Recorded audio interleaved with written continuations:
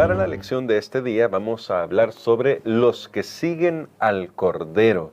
Y es importante que nosotros nos hagamos una pregunta: ¿estamos siguiendo al Cordero? Porque, Pastor Dani Perla, hoy Satanás ha tratado de engañar al mundo de tal manera que algunos piensan que están siguiendo al Cordero y tal vez no lo están haciendo. Por eso vamos a orar y vamos a pedirle al Señor que nos ayude a comprender el tema que nos corresponde para este día. Bondadoso Padre, venimos ante tu presencia agradecidos porque nos das tu palabra para iluminar el entendimiento. Tú tienes grandes planes para cada uno de tus hijos y te rogamos, ayúdanos a escuchar tu voz. Lo pedimos en el nombre de Cristo Jesús. Amén. Amén. Para el tema de hoy, pastor, quisiera que fuéramos directo a Apocalipsis 13. Tal vez estos textos no se han leído del todo a detalle en otras ocasiones, pero ya se ha identificado algunos de los elementos que están acá y hoy queremos que estos elementos queden reforzados en nuestra mente para introducir el tema de hoy, los que siguen al Cordero. Dice Apocalipsis 13, versos 1 y 2 de la siguiente manera: me paré sobre la arena del mar y vi subir del mar una bestia que tenía 7 cabezas y 10 cuernos. Sobre sus cuernos tenía 10 diademas y sobre sus cabezas nombres de blasfemia. La bestia que vi era semejante a un leopardo, sus pies como de oso y su boca como boca de león, y el dragón le dio su poder, su trono y gran autoridad. Hoy no nos vamos a detener en el tema de las blasfemias que aparecen acá, pero quisiera considerar la siguiente pregunta. ¿Qué nos dicen estos dos elementos, estas dos bestias que estamos viendo aquí sobre a quién están identificando? Aparece la bestia que sube del mar y el dragón que ya ha sido identificado en Apocalipsis 2. Entonces, ¿qué nos dice esto sobre cómo es que van traspasándose el poder aquí, estos poderes, valga la redundancia? Muy bien, en la Biblia está claramente establecido, ahí en un capítulo antes, Apocalipsis 12, se nos dice que el dragón es Satanás. Entonces, luego, cuando nosotros leemos que el dragón le dio su poder, su autoridad a esta bestia y su trono, noten, poder, autoridad, trono, todo tiene que ver con gobernar. Cuando nosotros leemos eso, entonces lo que tenemos que darnos cuenta es que Satanás busca emisario, busca representante, no obra directamente él. Y ese es un aspecto a tomar en cuenta porque siempre se habla del poder detrás del poder. Muchas veces no los que siempre están al frente son los que en realidad ostentan el poder. Ellos representan a alguien, a algo, intereses que hay detrás, y eso lo puede ver uno en muchos ámbitos. Ahora bien, ¿por qué Satanás no se pone él al frente como Satanás, adórenme a mí? Porque habría un rechazo generalizado. Recordemos que la promesa que Dios hizo en Génesis 3:15 es que le iba a poner enemistad entre la mujer y la serpiente, que lo representa él, la mujer, que representa al pueblo de Dios y a los hijos de Dios. Entonces, Dios ha puesto algo en nuestros corazones, mientras el Espíritu Santo todavía está obrando, que se rechaza generalmente el mal. Aunque hay personas que han traspasado las barreras y ellos, escuchamos de repente que hay cultos satánicos, Biblias satánicas, iglesias satánicas, pero es una minoría sí, de la población comparado con la gran mayoría de la población. Entonces Satanás, él buscó cómo hacerse, podemos llamarlo poderoso, cómo tener el control después que Cristo vino, que no pudo destruirlo. Entonces él ahora busca cómo infiltrar a través de la iglesia cristiana. Una de las cosas que quiero mencionar ahora es con respecto a la palabra bestia. Para nosotros ahora, como lo estamos escuchando, podría sonar peyorativo, ofensivo, claro. Pero en el tiempo que esto fue escrito, una bestia representaba, era sinónimo de una nación, de un gobierno. Incluso hoy en la actualidad hay grandes naciones que tienen un animal como símbolo. Podemos recordar el águila de Estados Unidos, el oso ruso, sí. y nadie pensaría que es ofensivo si se representa a Rusia como un oso o a Estados Unidos como un águila. Entonces, tenemos que comenzar por ahí, porque claro, el propósito de este mensaje no es ofender a una persona, a un gobierno, a un país, a una iglesia, no, es revelar lo que hay detrás de lo que nosotros vemos superficialmente. Ahora bien, usted me preguntaba, bueno, ¿qué podemos explicar acerca de esta bestia? Porque definitivamente si Satanás le ha entregado su poder, su trono, su autoridad, aunque Satanás es un ángel caído, sin embargo no deja de ser alguien que un día tuvo cualidades superiores de inteligencia, de poder, de actuar, que son las que ha ejercido a lo largo de la historia en esta tierra. Entonces, ahora lo que nosotros vemos es que Satanás escoge a un poder, y la representación que se hace de esta bestia en el versículo 2 dice, era semejante a un leopardo, pies como de oso, boca como de león. Uno dice, bueno, este es un animal raro, extraño, es raro. Esto no es normal ver a un animal, o es un león o es un leopardo, pero tiene de todos. Entonces esto nos lleva de regreso al libro de Daniel, donde allí se hablaba de los poderes que iban a gobernar el mundo desde la época de Daniel hasta la venida de Cristo Jesús. Entonces, esto nos lleva a pensar en un poder que ha acumulado características de todos esos poderes en el pasado, de todos esos poderes en el pasado. Incluso, bueno, en el versículo 1 habla de que tenía 7 cabezas, más adelante dirá una de esas cabezas fue herida como de muerte. ¿A quién debe representar ese poder? En primer lugar, tenemos que reconocer que desde la época que escribió el apóstol Juan, entonces tiene que ser un poder que se busque a partir de ese momento en nuestra era cristiana. Muy bien, y bueno, para quizás clarificarlo y para que nos ayude a ver por qué que esta cita aparece acá, lo vamos a leer esta cita que aparece en nuestra lección, pastor, y usted nos va a ayudar a saber cuáles son las bases para que esta cita sea una cita que esté respaldada por la Biblia. Dice acá, comentando algunas autoridades, el surgimiento de la iglesia medieval, esto está también en el comentario bíblico adventista, lo siguiente: el dragón representa en primer lugar a Satanás, ya ha quedado claro, pero en segundo lugar o en sentido secundario al Imperio Romano. Y esto se ve claro con todo lo que pasó con el Señor Jesús, porque fue un romano el que lo condenó a muerte, un romano lo clavó en la cruz, un romano lo alanceó, le puso la lanza. El poder que sucedió al Imperio Romano, dice acá, que recibió del dragón su poder y su trono y grande autoridad, fue claramente Roma papal. Y de las ruinas de la Roma política se levantó el gran imperio moral en la forma gigantesca de la iglesia romana. ¿Por qué esta declaración? O quizás no la pregunta es por qué, sino cómo esta declaración está justificada o está anclada en lo que acabamos de leer del texto bíblico. Muy bien, totalmente, porque recordemos que si vamos a Apocalipsis 12, ahí tenemos bien claro esa imagen donde el dragón intentó destruir a la mujer y al niño.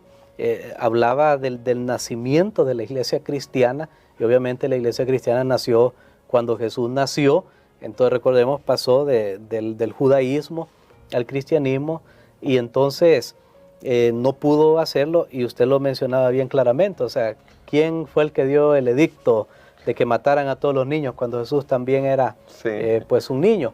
Bueno, lo dio Herodes, un emperador romano, y así nosotros podemos darnos cuenta de la hora de su muerte. Quedó bien claramente establecido que quien ejecutó a Jesús, quien hizo la ejecución del juicio contra Jesús, fueron los romanos. Ellos hicieron la ejecución, pero Roma cayó. El imperio romano, el famoso gran imperio romano, la Roma de los Césares, cayó. Finalmente se desmoronó vino a su ruina. Sorprendente porque era un imperio poderoso que estaba representado con el hierro. Cuando vamos al libro de Daniel, en las profecías de Daniel, el capítulo, ahí vemos en el capítulo 2, vemos que estaba representado por el hierro, era muy fuerte. Sin embargo, hubo diferentes causas ahí, entre ellas causas morales, que el imperio romano, pero no es ese nuestro tema en este momento, ¿verdad? Vino a su ruina. Pero entonces la gran pregunta es, ¿quién sucedió o quién ahora reemplaza a ese poder de la Roma imperial? Incluso sin haber hecho una conquista propiamente. ¿Quién es el que lo reemplaza? Sí, porque los reinos anteriores teníamos ahí que los medos y persas conquistan a Babilonia, los griegos a los medos y persas, los romanos a los griegos. Está en una sucesión. Y por eso yo lo mencioné, Roma cayó, o sea, sorprendentemente Roma cayó. Y ahora, ¿qué poder, qué gobierno, quién viene después de Roma? Indiscutiblemente, porque esto está en la historia muy claramente, uno lo puede trazar en la historia. Hoy usted puede ir a una enciclopedia que hable acerca de la historia, usted puede buscar acerca de la historia y todo mundo, todo historiador concuerda que el heredero del gran imperio romano fue la Roma papal. Ahora, ¿cómo esto sucedió? Recordemos que vamos a hacer aquí un pequeño, muy pequeñísimo repaso, que Constantino, quien era un gran adorador, admirador del sol, bueno, era pagano, un emperador romano, él finalmente unificó su imperio tratando de unir a los cristianos con los paganos, y luego él pasó su trono, su lugar de gobierno de Roma a Constantinopla, y dejó Roma libre, donde entonces ahí los obispos que estaban en Roma comenzaron, quedó ese gran vacío. O sea, es como que la capital de una nación se traslade ahora a otro lugar. Por ejemplo, pensamos en Washington, la capital política de Estados Unidos. De repente un presidente dice, no, ya la capital no va a ser en Washington, la vamos a pasar a Texas. De alguna manera, y en Washington, que hay mucho movimiento político, ahí están las oficinas de todo, hay un vacío. Ese vacío que dejó el trono del emperador romano ahí en Roma fue llenado, lo aprovechó los obispos de Roma, y lo que más tarde llegaría pues a constituirse en los papas. Allí iban a comenzar los papas a decretar, a gobernar, y entonces definitivamente Roma papal es la sucesora del gran imperio romano. Y allí del año 500 de nuestra era en adelante, entonces ahí llega a ser conocida como la Iglesia Católica Romana. Ellos fueron los herederos de este imperio que finalmente llegó a la decadencia, pero que en realidad entonces no desapareció. No. Si lo tomamos en cuenta, sí. Entonces no desapareció, sino que cambió de forma. Eso es lo que estaría con el texto, que recibió toda la autoridad y el trono que antes le pertenecía a Roma imperial. Pero todavía quiero, para terminar la reflexión de hoy, pastor, porque estamos hablando sobre los que siguen al Cordero, leer este pasaje, Apocalipsis 13:3. Una de sus cabezas parecía herida de muerte, pero su herida mortal fue sanada, y toda la tierra se maravilló y siguió a la bestia, dice Apocalipsis 13:3. Pero ahora Apocalipsis 14, en el versículo 4, dice así: estos son los que no se contaminaron con mujeres, porque son vírgenes. Estos son los que siguen al Cordero por donde quiera que va. Estos fueron comprados de entre los hombres por primicias para Dios y para el Cordero. Y un versículo antes le da un número, los llama los 144,000. Y aquí hay un contraste, pastor. Por un lado, se nos menciona a toda la tierra en pos de este poder. Por si a usted le parece que el nombre bestia es un nombre ofensivo, que ya nuestro pastor lo explicó, vamos a decir poder. Toda la tierra va detrás de ese poder, pero parece que el grupo es más reducido de los que siguen al Cordero. ¿Por qué este contraste es tan importante tenerlo en mente, considerando que todos los días estamos haciendo una elección? Bueno, aquí tenemos nuevamente lo que nosotros hemos hablado en otras lecciones, donde se habla de un engaño tan grande que se dice todos, pero cuando ya se mira más detenidamente, no son todos. ¿Por qué? Porque hay un grupo que se mantiene leal a Dios y a su palabra. Amén. Y ese grupo se mantiene leal porque siguen al Cordero por donde quiera que Él va. Y yo quiero, antes de hacer una reflexión final, decirles a las personas que estos temas no siempre son fáciles de tratar, sí, porque tenemos que tocar nombres de instituciones, sea política, sea religiosa, pero quiero decirle que el hecho de que una persona en este momento esté hablando religiosamente en una de estas instituciones, no significa que ahorita esa persona haya recibido, y lo vamos a estudiar más adelante, haya recibido todavía la marca de la que dice la Biblia. Dios ve, porque recordemos lo que dijimos al principio, es el dragón que ha pasado su autoridad, y muchas veces la gente no lo sabe. Entonces alguien podría estar siguiendo algo, pero no sabe quién está detrás. Pero ya cuando sus ojos se abren y se da cuenta y sabe, allí entonces es responsable. Hubo un movimiento hace cientos de años ya, porque cuando el protestantismo comenzó a revelar esta cosa, la gente comenzó a estudiar la Biblia y vieron que este poder, no podemos ver ahora todas las características, claro, que había subido del mar, que este poder fue el heredero de la Roma pagana, de la Roma imperial. Este poder, por ejemplo, por 12 siglos estuvo gobernando al mundo en una manera que destruyó, persiguió, mató a los fieles de Dios que querían mantenerse leales a su palabra. Y entonces cuando la reforma surgió y nuevamente se enfocó que este poder papal era el responsable de todo esto y cumplía con estas condiciones de la profecía, entonces Satanás muy astutamente hizo algo. Levantó a dos teólogos que ellos entonces inventaron unas teorías. Sí. Y yo aquí tengo sus nombres. Tenemos a Luis de Alcázar y a Francisco de Rivera, más o menos, bueno, Luis de Alcázar 1554 a 1613, ¿no? En la época donde la reforma estaba en su efervescencia. En 1537, Francisco de Rivera a 1591 son su fecha de vida. Entonces ellos comenzaron a ver las acusaciones constantes contra la Iglesia Católica y ellos dijeron, no, tenemos que hacer algo para que la gente no nos señale. Y entonces ahí inventaron dos teorías, el preterismo y el futurismo. Uno de ellos, en este caso, Alcázar dijo, esta profecía de Apocalipsis 13 que hemos leído, esto se cumplió allá en la época de Cristo, atrás, por eso se llama preterista. Y Rivera dijo, no, hay otra teoría, esta se va a cumplir en un futuro, no es ahorita.